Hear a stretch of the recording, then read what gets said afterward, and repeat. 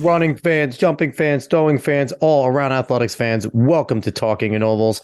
How is everybody doing on this Monday, May 22nd of 2023? I'm Alex Cuesta. The man everyone comes to hear is over there, Dave Hyatt. What's going on, man?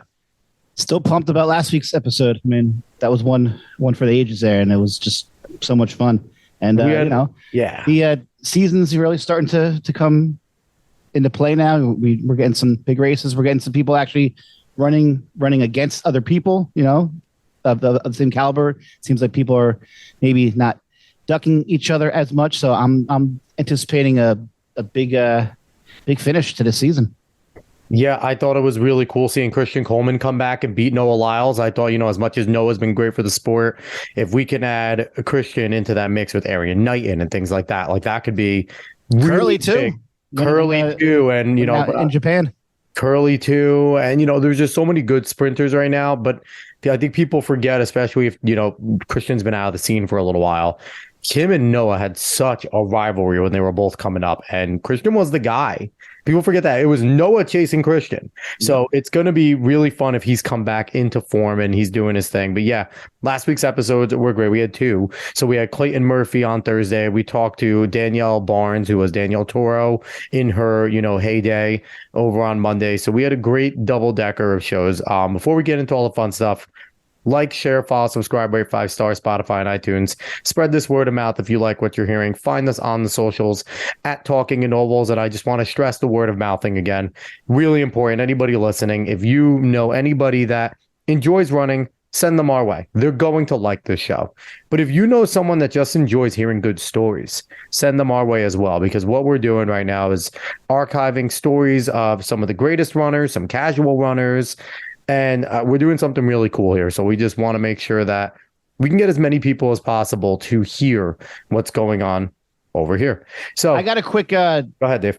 Shout out to two runners from your alma mater at Manchester. Yeah, I got to go with the short conference champion in the 100 meters, Tyrone Benjamin, running a new school record of 10.83 to win the short conference. It was supposed to be on Saturday, but rained out. So now it's a 2-day meet today and tomorrow. And also to Nick Lafredo from Manchester, going down in distance, running the 800 down at Haddonfield and running a PR of 155.86.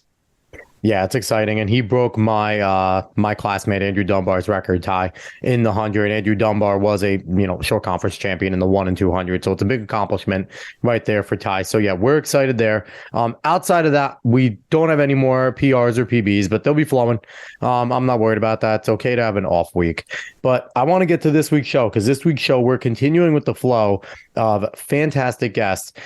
This is going to be someone that's going to give us a little bit of a different perspective, because we've had a lot of athletes, we'd had a store owner, but this is going to be our first individual that is a meet director that has run meets and actually just ran an absolutely major meet over this past weekend. He is Dave Alfano. He is a doctor of physical therapy. He does work for Functional Running, and he's also the co-founder of the Trials for Miles Racing. What's going on, Dave?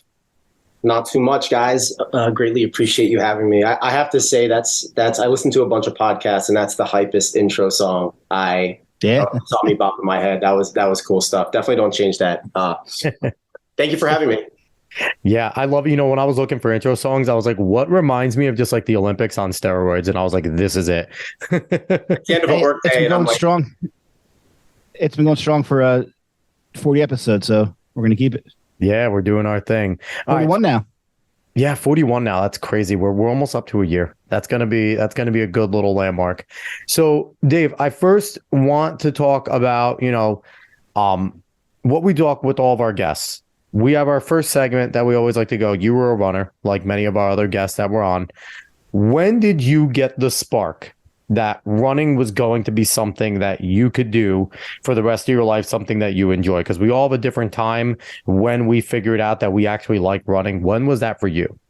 Totally. Yeah. The one thing I really appreciated my parents doing growing up is exposing me to everything: baseball, basketball, tennis. And I thought I was going to be an NBA superstar, but unfortunately I was, I was like a 5'8" short white dude, couldn't touch the rim. And when I would hop into races, whether they were like local 5Ks or we had a little cross country league here in West Orange, I excelled at that. And I think that's likely how most people find their way into running, at least at the high school level. It's something that they're fairly good at compared to the other things that they're in. So, yeah, I think breaking 5, which I know is nothing these days, especially especially freshmen nowadays are running super fast. But I broke 5 freshman year of high school, and that for me was like, all right, I should just quit basketball, quit soccer, and see where this sport can take me. And many years later, not running a whole lot, but still very much involved. So I guess that was kind of like my aha moment, the sub 5 barrier as a 14-year-old. It's funny you mentioned about how, like sub 5, like that's not a big deal. And we had on my buddy a few weeks ago, Adam Vest, and he brought up something that I think Dave and I agree with. All of us sitting here, most of the people on this show, we have such a skewed vision of the sport and times and things like that. And like we sit around here and go, yeah, sub 5, sub 5's trash, when not realizing that like 80% of the world population can't break 5 minutes in a mile at any point in their life. So it's like, while we're sitting there going, yeah, that's awful, like it is still a ridiculously fast milestone that, I'll never forget. I had 2 football players. I'll mention them. Anthony Palmiotto and Ryan Casey over at my high school. I was a runner and I played football too as well. And at one point there was after school and there was like, how hard is it to run sub 5? And I'm like, you guys have no idea. Like, and this is at that point I was already a 4:30 miler. Like, so I was like, good. And there was like, let's try. I'm like, okay, I'm going to bring you doing straight 75s and let's see what you could do. When I tell you I got to 800 and they're just like, are we seriously have to do 2 more laps? I'm like, yeah. And then they stopped. Like the people don't realize how difficult it actually is. So, but your story's similar. A lot of people, when they find success in running is when they start to like it. So now from there, I want you to walk me down memory lane because, this is a fun part of the show for Dave and I, is when we get to let you go and reach into the depths of things you haven't thought about for years. So what were some of the best memories that you had from when you started running in high school, through college, and then even bring it into what you're currently doing, because you're still making memories in the running field? Yeah, no doubt. Memories in high school were always with the relays. Anytime you could bring a relay together and win something, whether it was like the county level or the conference level, I seem to remember, because those guys I'm still friends with, and those are the types of things that I'll remember the most. Personally, I don't know how Clayton Murphy was at his state meet in high school and some of these other guests, but I would always blow up at the big meets because I was just a head case. That's just the truth of the matter. So like all my best races came in races that I don't want to say they didn't matter, like winning a county championship or a district championship, whatever you call it at the high school level. It's really cool. But those were like my best memories, even in college, winning a conference championship. I just couldn't get it done. But not to be corny or cliche, but for me, it was definitely meeting kind of the core group of friends that I have now from my high school track team. And probably same thing with college is the people that I still stay in touch with, and meeting them for the first time, and hammering out like 18-mile runs on a Sunday when everyone else was sleeping in because they were hungover. Like those are the kind of things that I really enjoyed. If I could go back and do it again, would I be running 80 miles, whatever it was? I don't know, but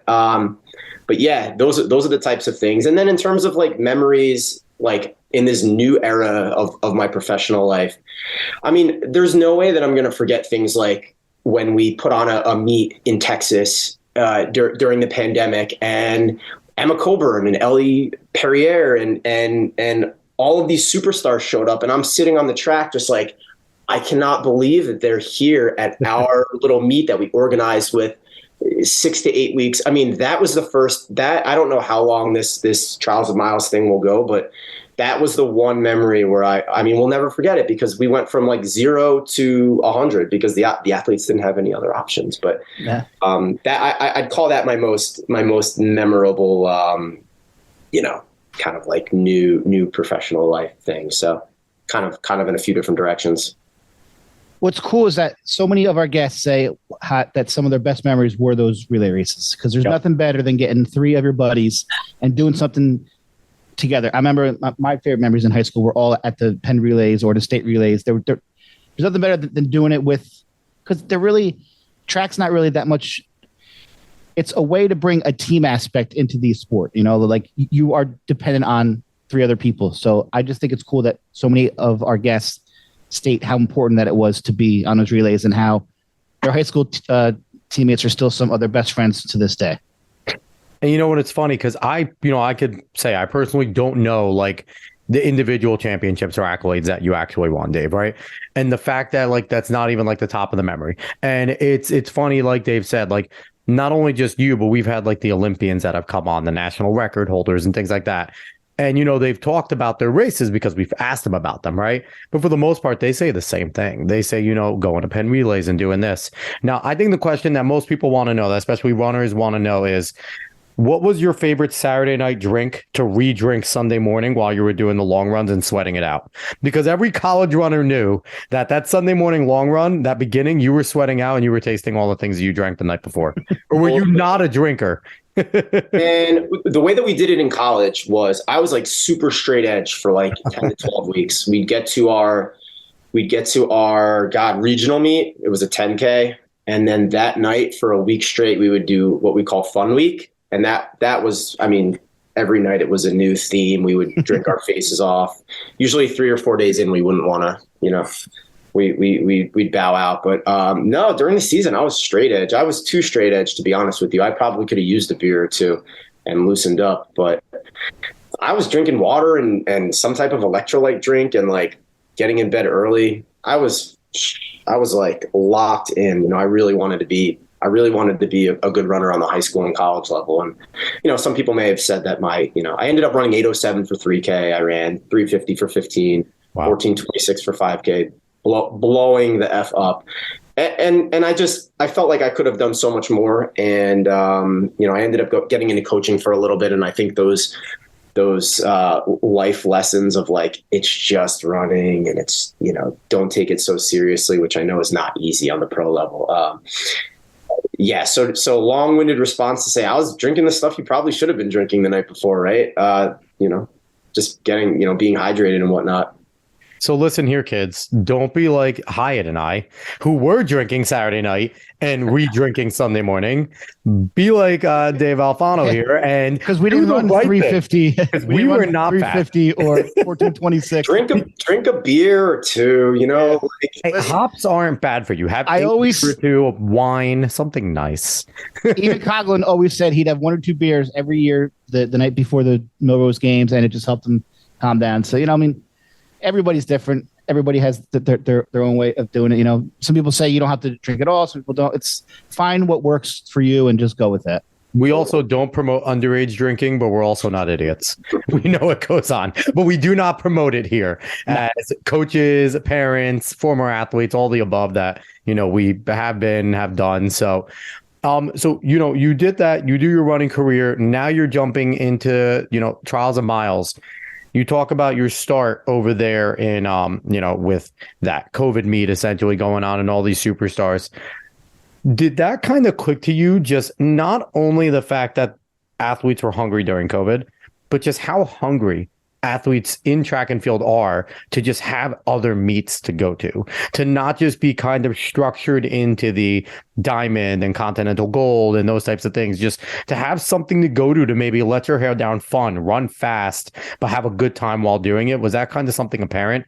And especially here in the States, not to have to travel.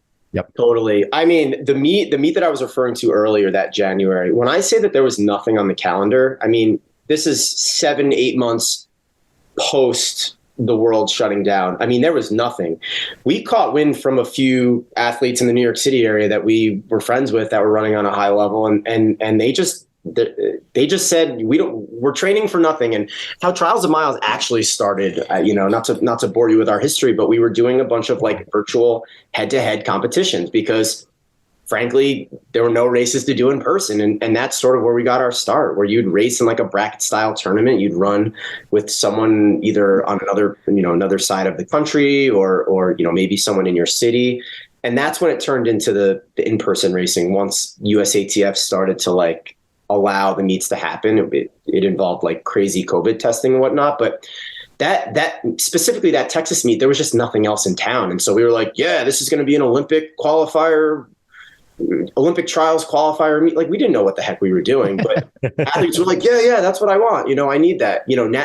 Now 2023, athletes have a lot of options. I mean, maybe if you're like a sub elite, if you're like a 402, 403 miler, maybe your options are a little bit more limited. But if you're one of the top Americans, I think you have plenty of options. And I actually think that that's kind of a problem with the sport, is that you just have all these meets going on, random meets, and nobody knows what they mean, and nobody knows how to follow, and there's no like sequencing. So to answer your question, yeah, I mean, I think that was a good opportunity at the time. Maybe Austin maybe Austin is not the perfect location because it was very, very hot, but yeah, certainly, like, creating more opportunities is great. But like, what if you have like 30 opportunities in a month span? Where everyone's.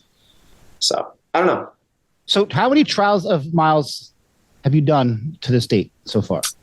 A lot. We've done a lot of virtual stuff. We've done some pro meets. We've done some high school meets. We just did the New Balance National Indoor Meet.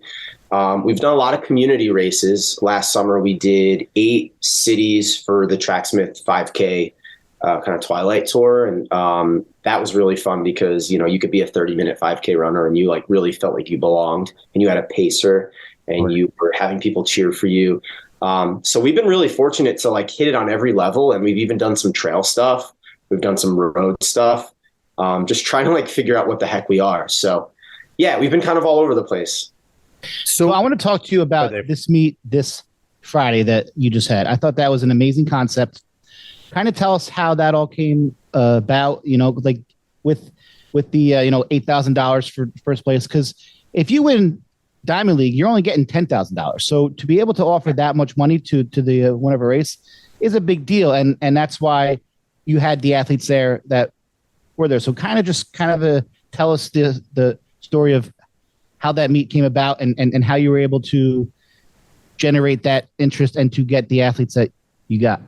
Totally. So New York City, I know now that there's like a Grand Prix meet in June, but New York City a few years ago, there wasn't really like a quote unquote elite meet. And being from the New Jersey, New York City area, we wanted to bring something there. So this is actually the 3rd year that we've done this meet. And every year we try to change something to make, to see what works and what doesn't work. To us, and this was really my partner's idea, Cooper Knowlton, we were thinking, how do we get this meet to buzz more than just like, your traditional track meet? And, the one thing with bronze level status, which is the IAAF, like the classification system, is there's a little bit more leeway with bronze level. And maybe after this interview, someone will hear it and they'll change it. But it's kind of up to the meet director's discretion on how they want to use the $25,000. And Cooper was like, 800 out of 0, 8,000, like boom, like maybe we could get some big athletes to throw that amount of money.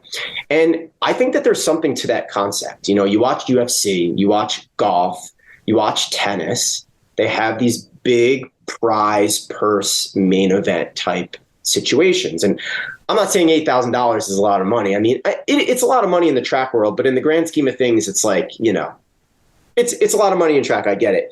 We threw it out there and we said, let's see what happens. Maybe we won't get anyone recognizable, but we're going to have 9 or 18 athletes like fighting over $8,000. And like, we're not paying a pacer, we're like, I don't know if you ended up watching Bryce Hoppel's meet. One of the teams ended up like sending their guy out, and we didn't plan that. It just sort of happened. And like, hey, he was fairly in the race, like do what you want to do. But, that was kind of the concept. The 800s at that meet always do well. If you traditionally want to run a 5K or a 10K, you don't go to the East Coast. You go out to the West Coast, which is a whole nother thing, like the whole time trialing thing. But that event always does well. So we're like, let's do it. Let's see what happens. And like the names started rolling in, and we got Bryce Hoppel, and we were like, Bryce Hoppel's pretty recognizable. Yeah.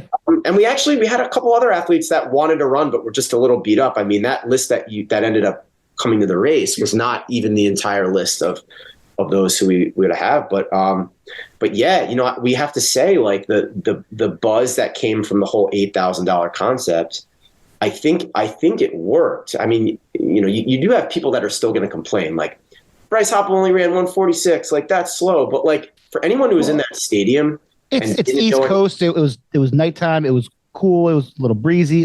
And they competed.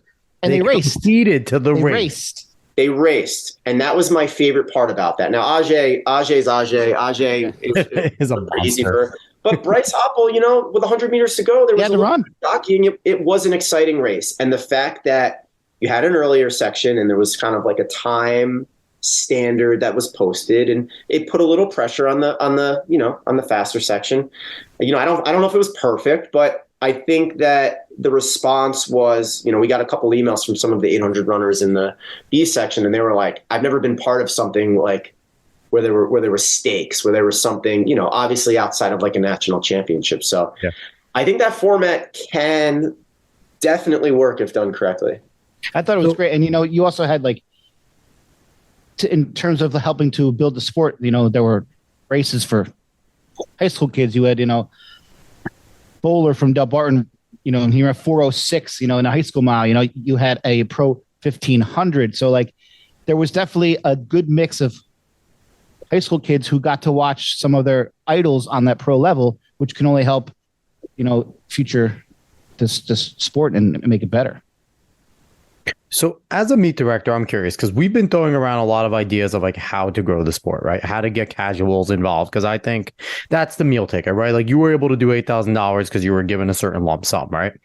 What's it going to take to try and create, right now, Trials of Miles is established. You guys are an established thing. What would it take to kind of create an official circuit where you have the TOM track and field circuit? Here's 8 races, and we always talk about contracting athletes. Let's get contracted athletes that have to show up to these 8 meets so we could start promoting them. As a person that runs meets, what would it kind of take to do that? And is there ever a possibility of breaking away from the USATF? Because Clayton Murphy brought it up last week. He said there's no business for our national body to be also our meet directors and our major meet people. There's no other sport that does it that way. The PGA is not the US golf. The UFC is not US MMA. They're outside of that. And, the major promotion. So what would it take for a company like yours to say, listen, we don't care what distinction you give us, bronze, whatever. We're running our meets. We're giving our prize money. And, make it so big that you have to include it in the rankings type of deal. Because I know the rankings are a big factor to why everyone's beholden to USATF and World Athletics. Totally. Everything that Clayton Murphy is saying is totally valid. What would it take? What would it take to do? I think it would certainly take a pretty large investment. Right. Someone that believed in trying to approach the sport a little bit differently. I think a circuit is a brilliant idea, something that my partner and I chat about quite often. You create a circuit, the athletes have to run X amount of races. You mentioned 8, maybe it's an 8-city thing. You have to run 6 or 7. There's not only rankings, but there's Eric Holt is 7-1 against, someone else. Yeah. You could follow it. What, in my opinion, to make something like that really work, you have to have a community and a high school component to it. I think the night at the 10Ks, the other night, if you watch that, there were open heats throughout the night. And a lot of those people likely stayed and continue to watch. I mean, there's no doubt that having a food component, having a drink component, all that stuff is all great. But I think above all, there has to be an emphasis on racing. And the track is fun, but I'd like to think that you could bring that out onto the roads. I'd like to think you could bring it out onto a short closed circuit loop like they've done in cycling. So you could sit there with your beer and you could see those athletes come by 7 or 8 times, and you could see the leaders switching, and you're sitting there with your beer and you're watching some guy win an awesome race, a guy that's 0-6 against the guy that was second, and he just beat him, and you're having a great time, and you want to see what happens in that 8th event, because that 8th event, if that person wins, they're going home with $25,000. I'm just making this up, yeah. But in a really cool location that hasn't been done before. Maybe it's track road, maybe it's a combo of cross country, but and I think this is what initially got us all connected. I just think that maybe there's a time and place for like running fast. Like I'm a distance fan. If I go watch some guy try to break the world record with a pacer, like that will excite me. But ultimately, it's not going to excite 99.9% of anyone else who doesn't really know the sport. So I think that like everything Clayton is saying is absolutely right for an organization to come in, have a solid backing, and just create a really cool circuit where athletes can earn money. They don't have to focus on times every single meet. It doesn't have to be about time. Like even the 15 at our meet, we had a pacer, but like the way things shook up with 500 meters out, everyone was still together and it turned into like an insane finish. And, if you could somehow bottle that up into like last thing I'll say is like, even take the guy who won, John Wienicki. Like, what if you want to watch him run again? Like, what is that win that he just won our meet? Like, what does that mean? Like, okay, he won the meet. Like, did he win any money? Did that earn him points? Like, what's his record like? Is he going to the playoffs? Like, I just think these are all things that like have to carefully be thought out to present it in a way that's not like, all right, and we're out here at the Grand Prix and here's a pacer sending our guys out, going to try to run 340. It's just like, it's just not working. Yeah. No. And so, and also Sarah Slattery brought up many moons ago now, it seems like forever ago that we had Sarah on, but she brought up that she believes that sports betting would actually help the sport. And I brought up, and, we talked about the difficulties of people not knowing them, right? And you're talking about how we can know them. Put it on FanDuel, but I also say that we should do in our sport a horse racing style, win, place, or show. You could see how these last records are. You can do the head-to-head thing that you have there. You can see their world ranking, the United States ranking, and things like that, their PRs, and then kind of bet that way. And then also Eric Sawinski brought up here about putting local sponsors, allowing people to have local sponsors. So, decorate the whole back of the jersey with the local sponsors, get 2,000 here, 5,000 here, whatever. And would that be something that you would be open to? Because as a meet director, that has to be something that you run into, right?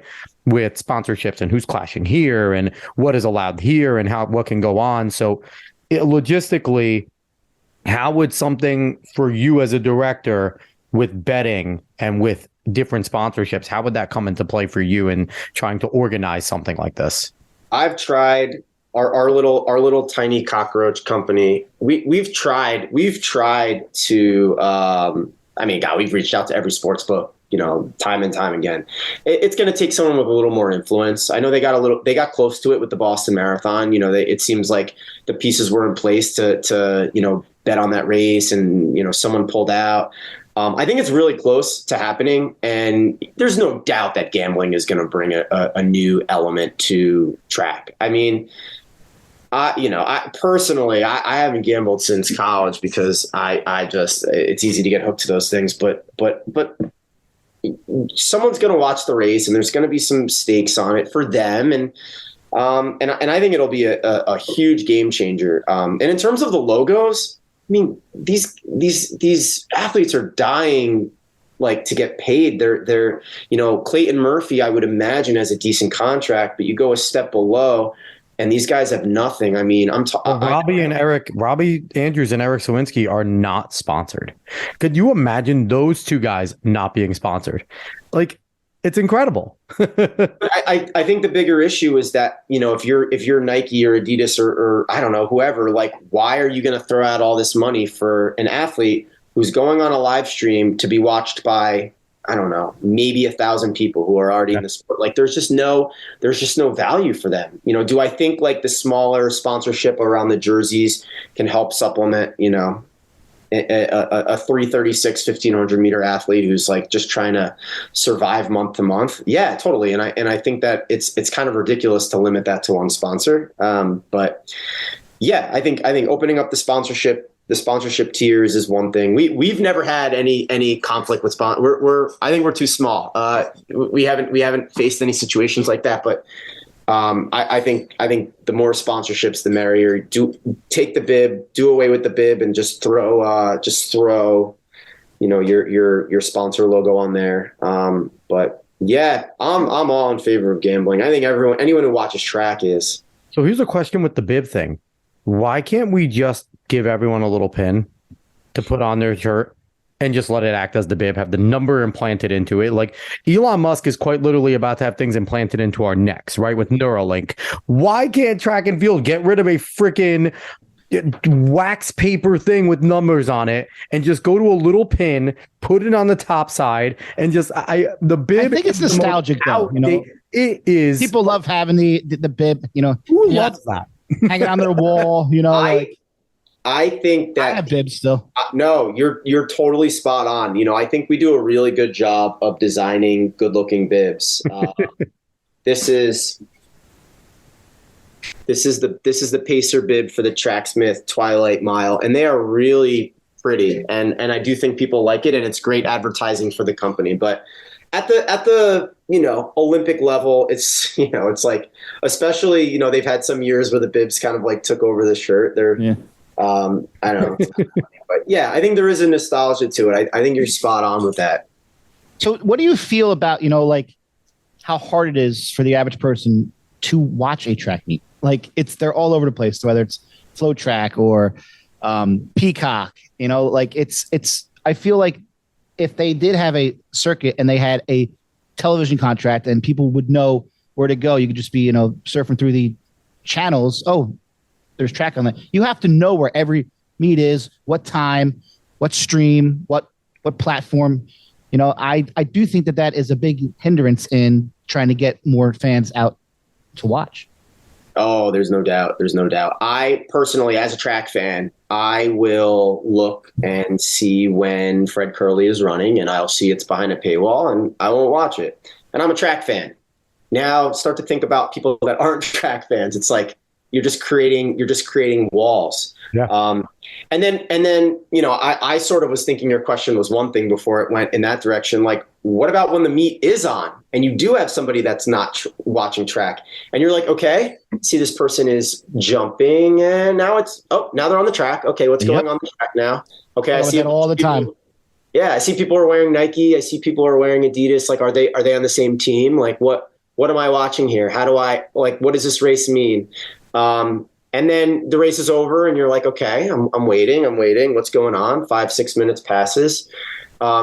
So I think it's like it's when it actually is on and it is in front of you. That's one issue, the way it's presented. But then, to watch it is, the one thing that my partner and I believe very strongly in is make it as accessible as possible. Friday's meet was on YouTube. I'll be honest with you, it was a scale back production. We are a tiny company with a tiny budget, but you were able to watch all the races and it was free and you could do what you want with it. And I'm starting to see a little bit of a movement with more meets that are going on YouTube. I think there's just this the New Balance National Indoor Meet went on YouTube and the numbers were like out of this world. There were like 400,000 unique like people that did not watch it more, and that speaks volumes. If you were to have thrown that on a channel that people don't have, I don't think the numbers would have been what they were. So make it as accessible as possible. If you're going to pay the production costs already, I don't know. Maybe it's like the old guard that like, oh, this is on ESPN Plus or this is on NBC. Like, this is legit. Like, why can't it be legit and be on YouTube? NBC coverage is, we talked about it last week with Clayton Murphy. Like, he said that he couldn't watch the world champs because there's just so much fluff. Like, they don't show the actual races and they show them out of order. We see the first minute of the 10K, maybe 2 minutes in the middle and the end, and like, just, it's all cover stories. They don't show the meets. And his big thing was they don't give you any information on the athletes pre-race.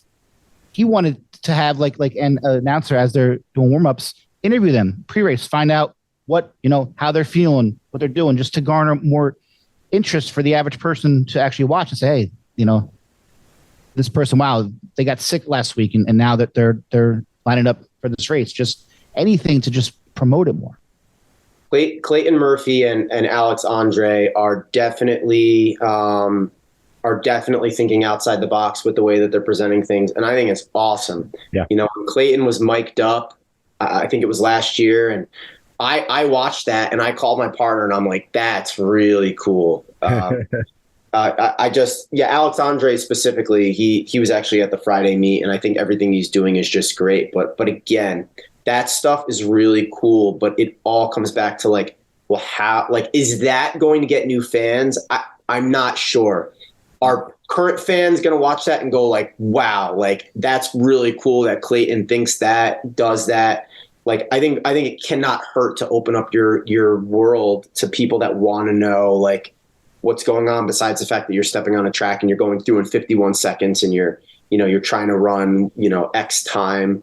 But yeah, to your point about the 10K, and I'm a distance fan. 10K is a brutal race to watch. I mean, you're gonna really have to like put people that like strap people into a seat and peel their eyes open to have that don't watch track. I'm gonna debate that though, because I watch golf, I watch NASCAR, people watch baseball. They're boring as shit. Okay, they are not fun unless you like it, right? But how do you get those people? You get someone that's watching it. You walk in, you're like, what are you doing watching cars going in ovals, dude? Like, this is 3 hours long. And then you sit there and they start explaining to you the intricacies, right? They're going 180 miles an hour. They're an inch away from each other. When they pit, that's a big team thing. Where is that? And it's kind of explained too. You have great people in a NASCAR race announcing and talking about this. In golf, you see someone do a hit, it's a hit. Okay, all of a sudden they go into like the science of it. This is the thing. This is what they had to do, the torque. This is what they go through. We don't have that in track. We're not sitting there and explaining, okay, these guys are going through in 440 in this 10K every mile right now. What is a 440 mile? This is what we can compare it to, and showing that type of thing there. So that's my thing. Like, we can certainly make a 10K interesting. At worst, if you're watching it at like a decent college level, you're watching a half an hour race in the guys, right? That's at worst. People can sit there for a half an hour and watch a race. We can do it in so many other things. We can make it work in that type of setting. So like, while the 10K can be brutal, there are ways I think that we can make it so that even the fan that enjoys running, that might look at it and go, oh, all right, let me wait till the last 1K, 2K. That's going to be interesting, right? We can make it interesting throughout the race and talk about different individuals there, not just, well, they're moving up in the pack. They were just in fifth, and now look, they're making their move, and they're known for kicking. Like, no, that's stupid. We don't care about that. But we can have a little more information on these runners.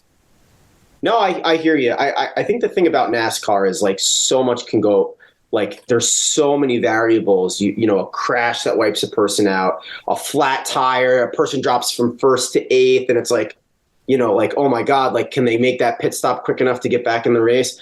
I mean, to your point, marathons are like generally very exciting for people to watch, but the only difference is the New York City Marathon, the Boston Marathon, Chicago Marathon, there's so much on the line. I mean, these races are so prestigious.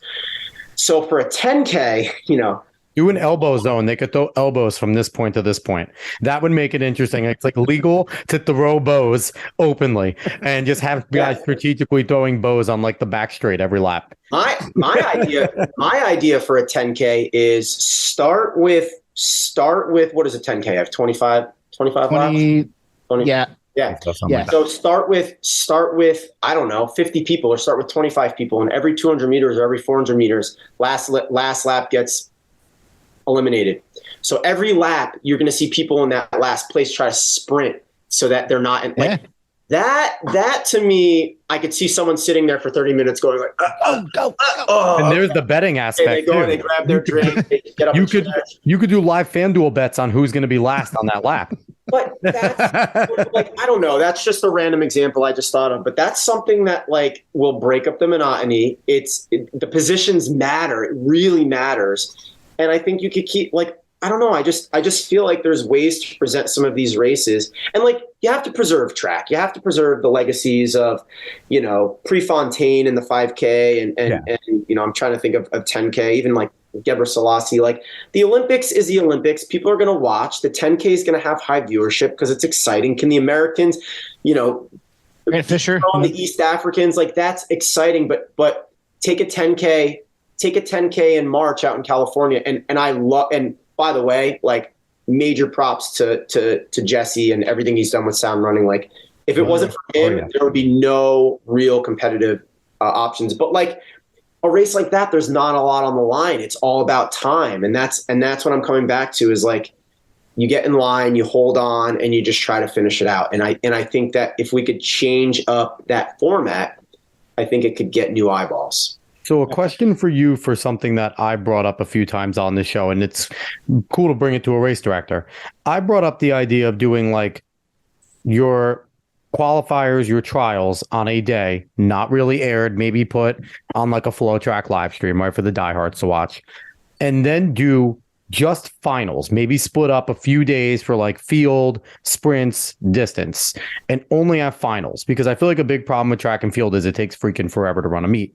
They are very long, they're monotonous. And again, like you said, they're confusing, right? But it would be easy to couple like, okay, you're looking at sprints here. You're looking at the 1, 2, 4, 8, and maybe the 15, because 15 is a sprint at the pro level, right? Maybe.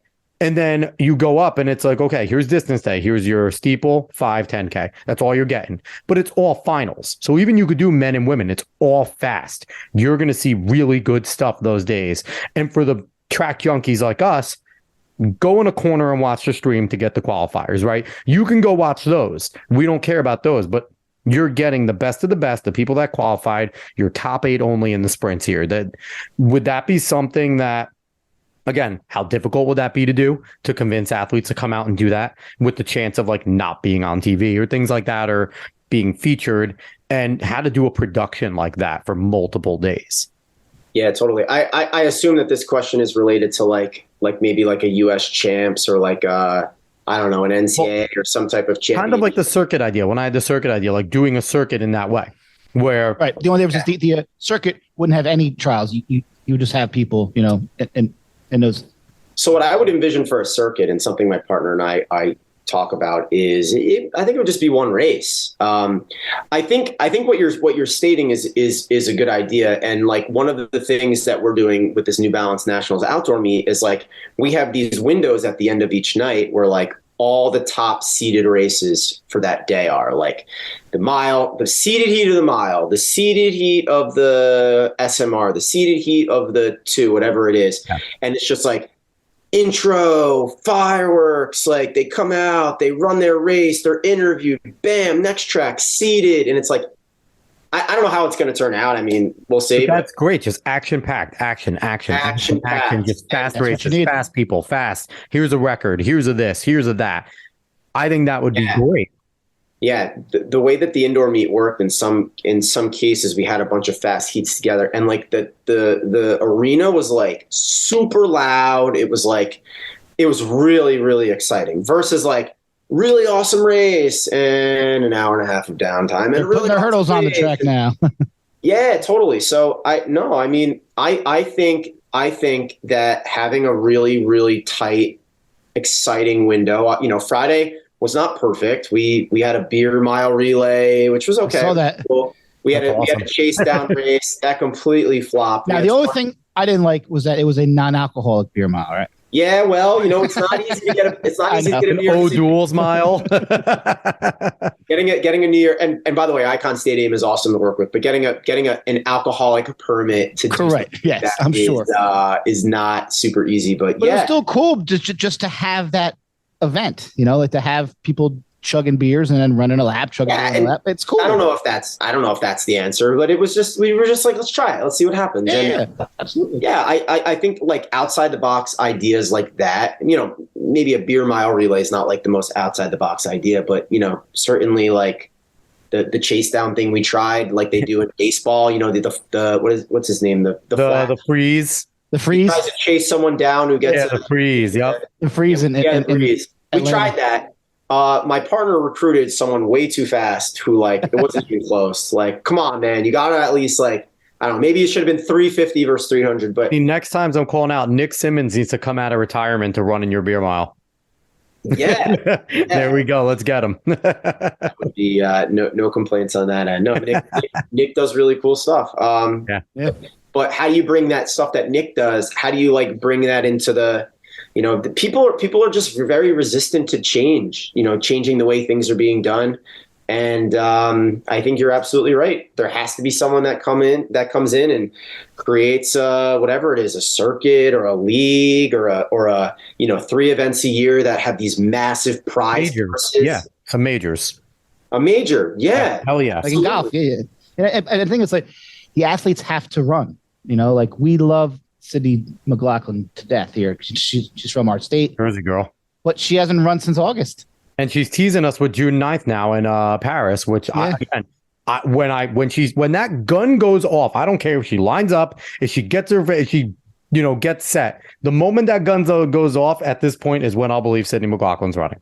And she's going to run fast. I mean, she's amazing, but Clayton actually called her out last week. It was like, this has to stop. Like, we have to get these people to run races. That's the only way that we're going to help make the sport bigger, because people know who she is. She's in she's on TV in every New Balance commercial. We need people like that to run and compete. Sydney is the one athlete of like maybe two or three that like I can ask my parents, my wife, like any of them, I think will know who she is. So I agree. And she's in a position where she can kind of choose her. I'm not saying that like we need to come up with rules to make her race more. Like she's free to do. I mean, she's winning at the highest of levels. Oh, absolutely. She's amazing. But I don't know. I don't know that whole. Well, you know what though? LeBron James is under contract. LeBron James has been the best basketball player for 20 years, but the man is under contract. He has to play basketball. There is no, well, my coach said it's okay. No, you'll be fine if that happens enough times in the NBA. Right. So there needs, and I think that's the biggest bane of our sport, right? We don't have an overarching body. I want Trials and Miles to eventually be that overarching body. I think that'll be dope, but we don't have a contract system. So yes, actually, I kind of disagree. Yes, we do need to have a system to force these athletes to run, unless you are actually injured, which is why we need injury reports. But that would only be possible if we had a league. Now, I want to jump back to a league real quick. Dave constantly talks about this, and he's completely right. Icon Stadium is a track dedicated outdoor facility. How many others are there around the world, around this country, that can actually hold a pro meet that is track dedicated, that isn't on a high school or college campus? Outside of Icon, maybe there's a few in Cali that I don't know about, but like I can't think of another one off the top of my head that isn't Oregon, that isn't in an SEC school, that isn't like, one of those things. Like, that has to be a challenge as somebody who wants to bring, meets to people. I think that in order to get a circuit, we'd have to get some more of those facilities like Icon in other places. As opposed to doing it like on like University of Texas or Drake. Yeah. Yeah. Like Mount Sac, I guess Mount Sac also counts. Yeah. But I guess my follow-up question is like, why, like, track's track. It's a sport. You run in a circle, you go in a certain direction, but like, why does it always have to be on a track? Why couldn't the circuit be on a track one day, be on a road the next day, be on, a cross-country course, maybe not a cross-country course. I don't know. Would that be too hard for fans to follow? Because one of the general things, like UFC's in an octagon, golf is on golf courses, football's on a football field, boxing's in a arena. Like, we might be able to branch off and do like, Trials and Miles track circuit here. If you're a fan of pure track, throwing, jumping, here you are. Now here's the Trials and Miles road racing circuit. If that's not as much your bag, here's your road racing. Like, I feel like there needs to be that sort of separation, because then we're already confusing casuals as it is, because why are we going from dead sprinters to guys running a steeple, jumping over things and falling in water? And then you're going to now throw a road at them and they're going to be like, wait a minute, what are we watching? So I feel like there needs to be a little bit of that separation there, which I like it. But like, we're running junkies. We'll watch anything with people moving their legs fast. But, I feel like the goal has to be the casuals at this point. No, I think you're right. And there are no circuits. I don't think that exists right now. I don't think there's a road circuit, no matter what organization claims that there is. It's not a real road circuit. It's not a real track circuit. And it just comes back to like, what's next? How do I follow this? Like, what's at stake? Yeah. When the $8,000 800s, like, there was something at stake. People know what $8,000 means, and real money. And that's and if you can really, outside of the Olympics and the World Champs, really put something at stake, and money is the easiest one, but maybe it's like take soccer. Like, if you win your league in the D division, you bump up to the C division or the B, or you then go to the Champions League A. There's so like that's and that's one of the reasons why one of the Ryan Reynolds Wrexham. Yeah, welcome to the Wrexham one. Yep. Like he put them on a platform, created an awesome presentation. I mean, soccer is soccer, but and that team ended up winning, right? Didn't they get bumped up? They bumped up. They're in the Premier. They're out of the Championship League. They're in the Premier. Totally. So much at stake. Like the whole story, everything about it is just like. Or even, say if you win X amount of races in this circuit, you get a automatic bid to the U.S. Nationals, or or to the circuit championship, where you're now going to race for 25K instead of 8K. But again, something real. So here's your 8K that you won. Now you automatically get a bid to 25K. Real money that a track athlete does not get to see on a usual basis. And the thing that like really drives me crazy is if you're going to create a circuit or you're going to call something a circuit, make it consistent. Make all the races, make the branding the same. Make the like if you just like I'm just making this up. The Tampa Bay 5K is going to be the circuit like it's different than that 10K one and that 20K one. It just doesn't flow. It's hard to follow. It's like Hillary Bohr won $50,000. I don't know if you saw that at the 10-mile champs. He broke like an American record, and like, oh my God, like nobody knew about it. Like it just drives me crazy seeing that stuff. And just like, I feel like it's just done in a very like lazy kind of way. Yeah. So I want to talk to you and I first kind of met on Facebook. Our friend Eddie Baines posted something about the 4x mile at Penn Relays, and you loved it. I had the other approach because I didn't like how the anchor legs, they all just kind of brought everyone back in the race, and it came down to a sit and kick. So from talking to other people since then, I'm kind of on the fence now. I see both sides. So where do you stand with and you mentioned it a little bit earlier, as opposed to the actual racing of a race, or the whole idea now that everything has to be a time trial and pace and everything has to be super, super fast? Do you think that we are losing a sense of racing, like me versus you versus that, like rather than it's all just, I don't care if I get 7th place, but I ran my PR by 3 seconds. Do you think that is starting to become more relevant than actual winning the event? Yeah. Well, that 4x mile finish was sick. I mean, it was entertaining. Yes.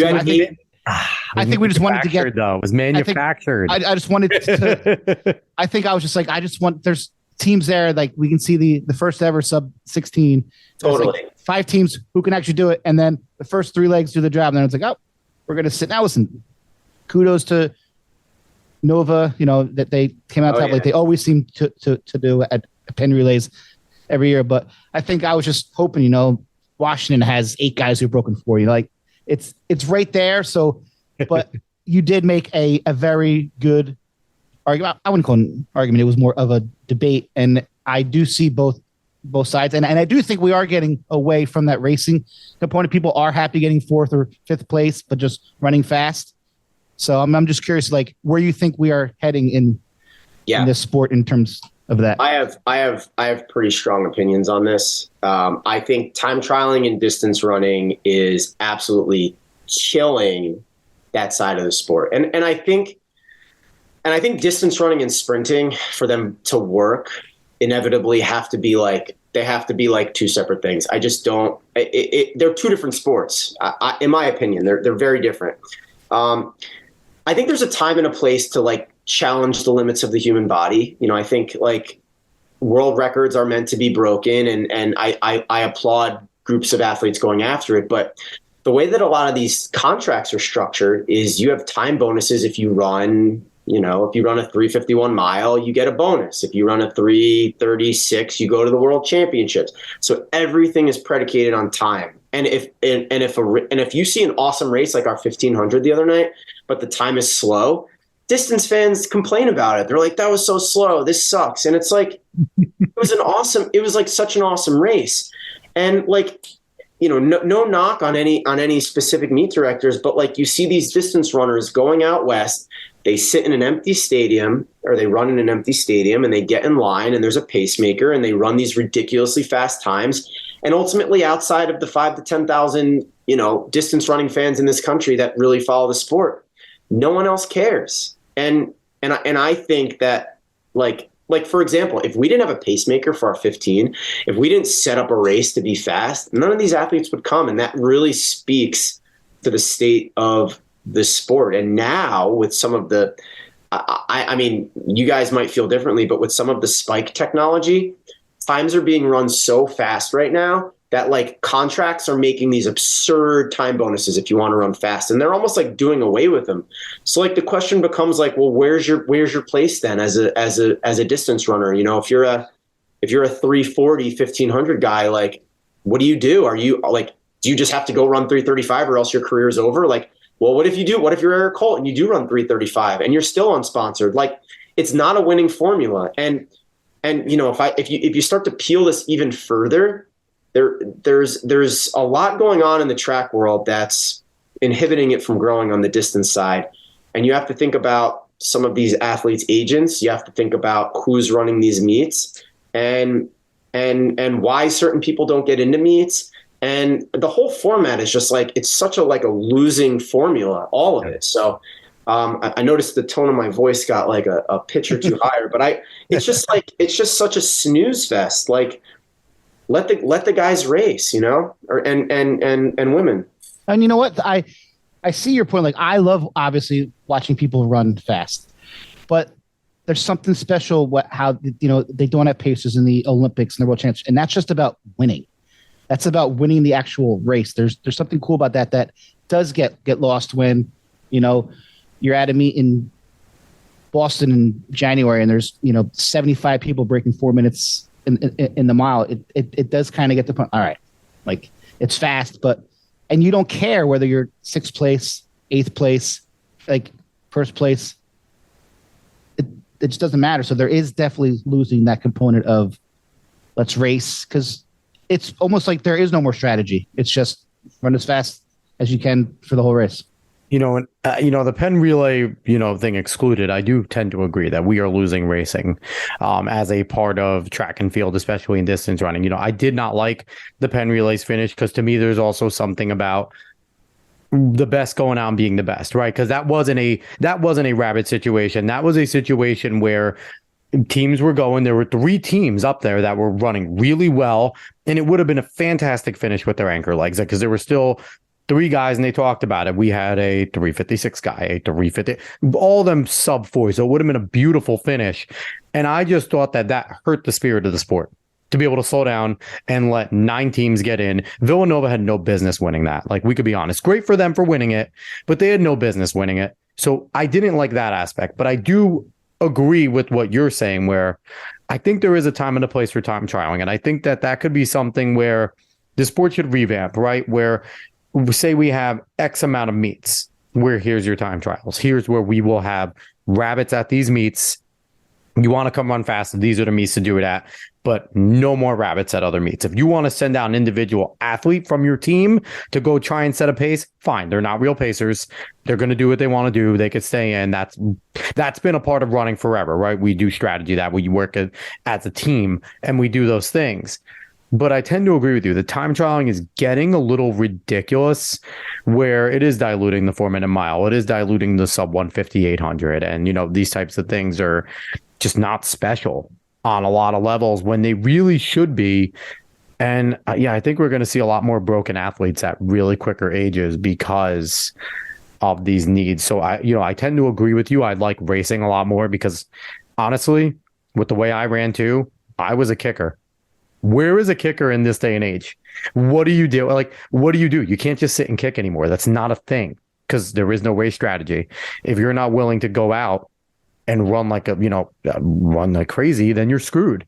So I tend to agree with you, Dave. You're spot on. Outside of Penn relays, I hated that, but everything I said was true.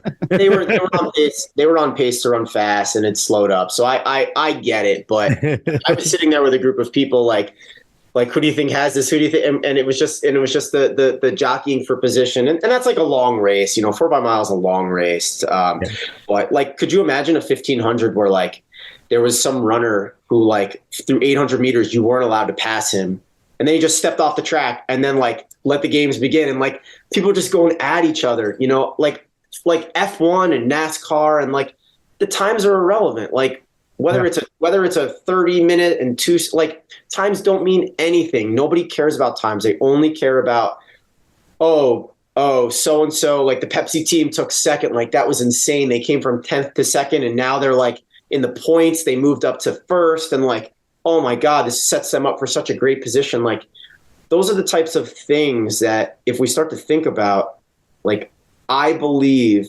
is distance running, even with the coolest circuit, is that ever going to be like on the scale of NFL and NBA? I don't think so. But if you went to 6 locations, I mean, could you imagine if you had like a circuit around Times Square and they were like racing and there were like thousands of people out there just going wild for some guy winning $25,000? Like, oh my, and could you imagine the content and the video stuff that would come out of that? It would be so, and if you had the opportunity to race in one of the opening sections prior to that and you stayed and you watched someone run on that same course, like, I don't know if that's the answer, but like, those are the types of things that like really excite my partner and I. It's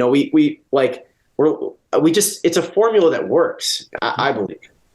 I also like what you said earlier, because Clayton Murphy brought up last week. He said a big problem with track too is that it's multiple sports within one sport. You have your weights, you have your sprinters, you have your distance runners, you have your jumpers. So like the problem is you can't make everyone happy. So it's very hard to keep that continuity with every single athlete. Yeah, it's true. And like, another thing we tried, like there was a lot of back and forth between 2 long jumpers recently. I don't know if you've been following with Tara Davis and Quenisha Burks. And, we threw out a lot of money to both of them to try to get them to come to our track night meet. And I love it. One of them was in and one of them wasn't. And like, could you imagine a 1v1 matchup with 30 minutes of dedicated video and like a little bit of trash talking? And Curley versus Jacobs is great on Twitter. I love it. That event also almost happened at our meet, but Fred Curley had an obligation to be in Japan. I kid you guys not. One side agreed to do it. Those 1v1 matchups, I think we're like pretty close to seeing that type of movement. And there's a lot of behind the scenes stuff with certain groups that are trying to make that happen, and it's exciting. And if you could bet on it, I mean, and like. I think the matchup, I think that like the record is the biggest thing. Like to be able to follow like someone is 4-3 or they're racing for $100,000 or like something that gets people out of their seat. And listen, I'm old enough to remember Donovan Bailey versus Michael Johnson for 150 meters. It was on NBC. It was like a 15-minute window. They had I mean, it sucks that Johnson pulled up halfway through, but like that was huge. Like that was on NBC, like a Saturday, like 5:30. People were tuned in, and it was just a short, quick 1v1. They made a special track that had the curve and the straightaway for 150 meters. It was awesome. Like people were watching that. But we need more people talking trash, and I do tend to think that does occur more in the sprints or the jumps than it would for longer distance. So, Dave, I just thought of a great gimmick race that I think you should put on. And I think it's a combination of your 10K elimination type of thing, plus the pacer thing that you were just talking about. Have a bunch of guys, start with 30 guys on the track or whoever. Have a pacer, bring them around for like 400 or 800 meters. That pacer goes off, they have to do an all-out mile. After that mile's done, then the top, like the last 10 knocked off, you're out. And then they line them up in lines of 3s. Top 3, get up here, do another 400, boom, hit another mile, 10 more gone once that's done. Like, that could be interesting because, like you said, there would be jockeying. No one would go hard early. And then that last 4, everyone will be going balls deep. Oh, okay, but now we're not done racing. Got to leave something in the tank because now here's our pacer to come on for 800. We got to do another mile. I think that would be lots of fun. And if you pitch that to anyone in the like, the track circle, the people that are making these decisions, they laugh at you. But you know what? Like, I think it's cool. Like, you could take those sub-elites too. You don't have to get your elite 10 and 5K guys. You can get your sub-elite 10K guys that would eat that up and say, hey guys, here's a $5,000 prize at the end of the tunnel. Go race. I think it's cool. Hard mile followed by every lap you eliminate another. I mean, it doesn't have to be 10, but you'll figure out a number. And I think like do it in NASCAR style where, okay, that position also matters because now you're going to line up in lines of threes and you're going to have to run on a pacer in a straight line in lines of threes. And when they start, you got to stagger a little and give like that. You get benefits for your places. Yeah. I mean, I think stuff like that is cool. I do think, something like that could work, but a 10K outside of a championship window, again, I understand that you could really give a lot of information as to the background of each runner, but I think needs to be something to hook in the my mom or dad would be like, all right, with this, like, can we crowdfund for prize money, or is that something that USATF won't do for any of these like events? Cause I know they said, could you like crowdfund for that type of event that we were just talking about to get a legitimate prize? We could all like come up with an idea, crowd fund $20,000, and we could go do it at a track in another 6 weeks, and we can get a live stream. And absolutely, why not? Why not? USATF generally gives the sanctioning for these events, but like, why does it have to be sanctioned? It doesn't have to be sanctioned. It should be, and a lot of coaches might go, I'm not having my athlete do that, but like, you're going to tell me you're not going to have your athlete go out there and do that for $5,000 or $10,000. Like, your athlete couldn't use that money. Yeah. So let's do it. All you gotta do is the Talking in Ovals a shout out. I don't even need the credit. All I want it to be is the Talking in Ovals like benefit, like trials and miles. But here's the Talking in Ovals 10K elimination race. Boom, that's it. But that's the type of thinking that I believe will get more eyeballs on this sport, which I think ultimately is what this conversation is leading to. Is of course how to get more people excited about it versus just this very traditional format. And it's funny because it's amazing how many guests that we have that are diehard, either in the sport now or were in the sport or just love the sport. Talk about it's boring. It's boring to watch some of these meets. Like, we need to do something. Nobody wants to watch, like trials and trials and trials of things. I mean, you have to have it for certain meets, but like that doesn't have to be on TV. Yeah. The one thing I'll say is, having been involved in the high school world for a little bit, is that the high school track landscape seems to be very healthy right now. It's like the viewership numbers I gave you from the YouTube meet, like those are not fabricated. There's hundreds of thousands of people watching, and I get it. Like, there's families and, the numbers, there's more participants, but we just lose that. How many people do you come across in your life where you're like, they're like, yeah, I did cross country one season, or I did track one season. Yeah. Like, it's a very relatable thing. And like, it just like, we get to college, a lot of people don't run, and then they're just out of the sport. I think the thing is, though, there's teams to root for at the high school level, right? Like, I'm from Manchester, Jersey. He's from Toms River. You're from West Orange. Like, we have teams to root for. Then we go to college, Rucker, whatever, and we still root. Pro level, there's no teams. And we don't even highlight like training groups. Like, we don't even highlight training groups. Like, UFC does a good job of that. Like, they train with this UFC guy and that one. They do training groups. Like, we don't even do that. So there's not even that team aspect of enjoying that. Like, Nick Simmons did a great job with Brooks Beast. Everyone knew who Brooks Beast was for a little bit because he made sure that everyone knew there was a Brooks Beast in this race. This was our training group. Like, but we don't see that. Now, I think that's part of the drop off because there is nothing to relate back to for a person. Like, there's no team. There's nothing, no one's like pointing to their chest when they go across like they would in a college or a high school level. And there's also a guarantee of some athletes being at some races, right? Where there is, again, we talked about it before. We don't know when athletes are going to run at the pro level, what race they're really going to run. So the promotion is a little bit different there as well. Yeah. But if you had I don't know the answer. If you had Clayton Murphy, who was, the Pepsi or the Coca-Cola racing team, and it was him and Bryce and and you had this like all-star team, and they were competing in this circuit and they were using team tag. I mean, yeah, Cooper T or something like that. Throw those three together and just let them go to work.